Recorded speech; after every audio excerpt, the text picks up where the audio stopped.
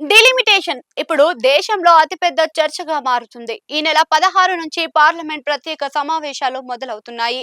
అందులో డిలిమిటేషన్ మీదుగా చర్చిస్తారు.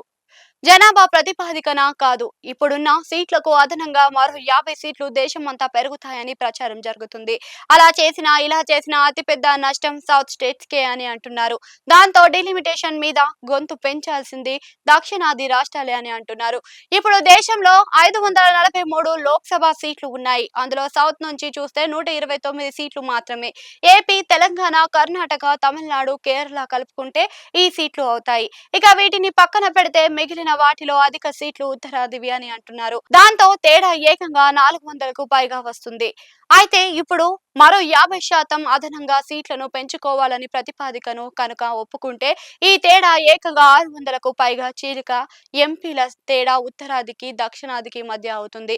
అంటే డీలిమిటేషన్ చేయక ముందు కంటే కూడా మరింత అధిక వ్యత్యాసం అన్నమాట. ఇప్పటి నుంచి గొంతు పెంచకపోతే కనుక ఖచ్చితంగా డీలిమిటేషన్ అన్నది దక్షిణాదికి ఇబ్బంది పెట్టే అంశంగా అవుతుందని అంటున్నారు. దేశంలో ఇప్పటికీ అనేక సార్లు ప్రభుత్వాలు, కేంద్రాలు ఏర్పాటు అయితే దక్షిణాది ఎంపీల పాత్ర అందులో కీలకంగా ఉండేది. నేషనల్ ఫ్రంట్ అయినా, యునైటెడ్ ఫ్రంట్ అయినా, వాజ్పేయి నాయకత్వంలోని ఎన్డీఏ సర్కారు అయినా, ఇక 2024 నుంచి కేంద్రంలో నడుస్తున్న మోడీ ప్రభుత్వం అయినా సౌత్ స్టేట్స్ ఎంపీల మద్దతుతో సాగుతుంది.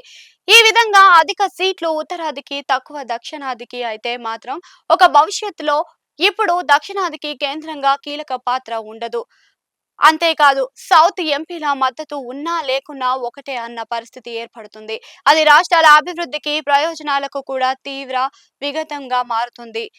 అంతేకాదు ఉత్తరాది దక్షిణాది విభజన మరింతగా పెరిగిపోయి కొత్త సమస్యల సరికొత్త నినాదాలకు కూడా అవకాశంగా మారుతుంది అని మేధావులు హెచ్చరిస్తున్నారు. ఇక కేంద్రం ప్రవేశపెట్టబోయే డీలిమిటేషన్ బిల్లుకు దక్షిణాది రాష్ట్రాల్లో మద్దతు ఇచ్చేది ఎవరు, కాదనేది ఎవరు అన్నది చూస్తే కనుక ఆసక్తికరంగా ఉంటుంది. కేరళలో లెఫ్ట్ కాంగ్రెస్ ఎంపీలు అంతా 20 మంది డీలిమిటేషన్ మీద వ్యతిరేకంగా ఉన్నారు.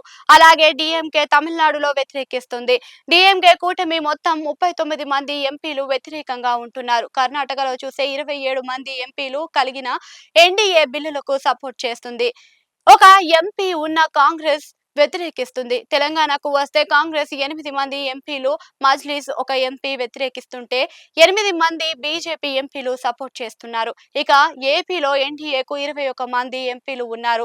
వైసీపీకి 4 ఎంపీలు ఉన్నారు. అయితే టెక్నికల్ గా ఇది కనిపిస్తున్న మొత్తం 25 మంది ఎంపీలుగా బిల్లులు లోక్సభలో మద్దతు తెలుపుతారు అని రాజకీయ విశ్లేషకులు అంటున్నారు.